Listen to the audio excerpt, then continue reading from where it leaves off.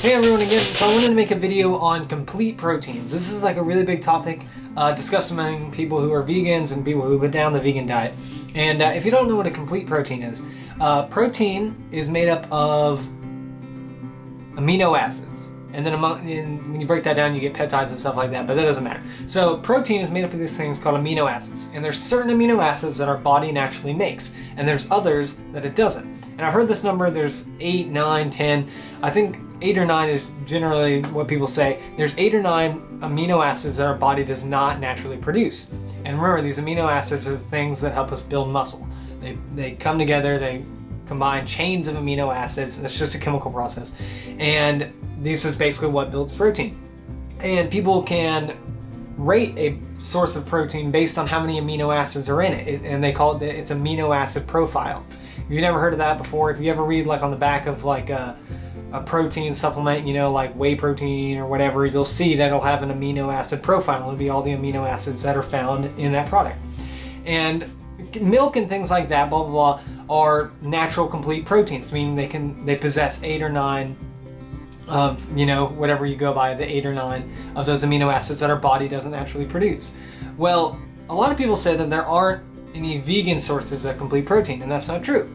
One of the sources that I've heard of a long time ago was dandelion greens. Now, you know, dandelion greens, you go out in the store, you can forage for them. And if you've never heard of foraging is just when you go out into nature and you find dandelion greens. And it's not just for dandelion greens, you can forage for any green. But yeah, so you can go out into nature and you can find yourself some dandelion greens. And at the store, dandelion greens are actually pretty expensive. But you can find them in nature, obviously they aren't, they're free.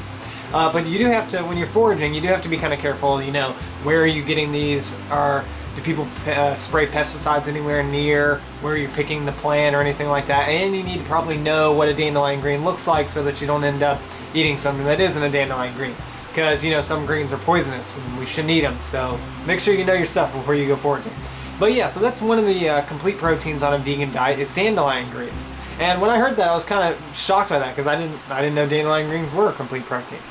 Another source of complete protein on a vegan diet, some people say that soy products are complete protein. Now, I haven't heard about this one a lot, and I try to stay away from soy because it has antiflavins, which if you don't know what antiflavins are, they're this like estrogen quality or producing hormone in soy that some people think that, you know, some studies came out that said that soy products may lead to like a higher chance of getting breast cancer or something like that. So I try to stay away from it. It's not a definitive answer, and by no means you need to like run away from soy. But fermented soy, people say that fermented soy is definitely healthier for you than just regular soy. And I think they say that it gets rid of that antiflavin problem. But like your soy milk is fermented, so you don't have to worry about it. But yeah, so soy, we have dandelion greens, and a third source of complete protein is, some people say that hemp is a complete protein. Now, this is debated among people. Some say that it is, some say that it isn't. But from what I've read, a lot of people think that it is. Hemp protein is a really great source of protein. It's high in protein and it's pretty readily available. You can go on Amazon, you can probably go to any health food store in your area and find hemp protein. And you can either find it, you know, in the powdered form, you can eat it hemp seeds, they have hemp milk, they have all sorts of things that are hemp.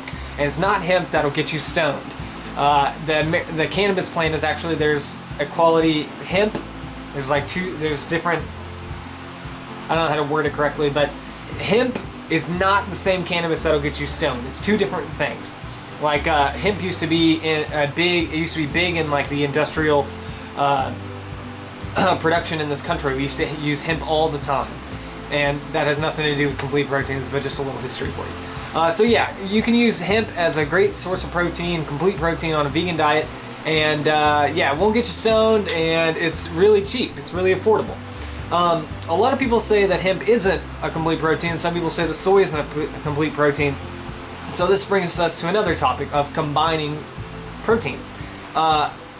If you look at a vegan protein powder, like I on occasion use Sun Warrior protein.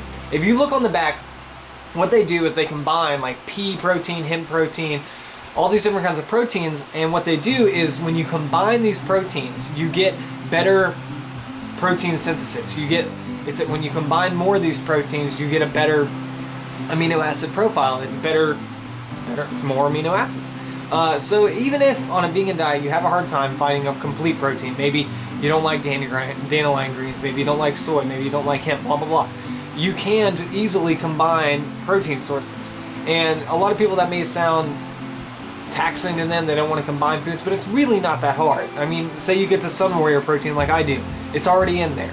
There's no big deal. If you wanted to combine hemp protein and some dandelion greens, you can make a salad with some like hemp seeds and some dandelion greens. It's not really that hard. So if you don't really think that on a vegan diet, if you disagree with what I'm saying or what other people say, you can always just easily combine protein sources to get a complete protein.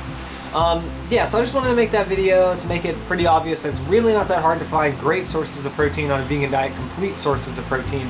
If you like my videos, like, subscribe, leave a comment, because the more comments I have, the more videos I'll make. If you ask a question, I will definitely make a video about it. I appreciate everybody watching this. Have a good one. Bye.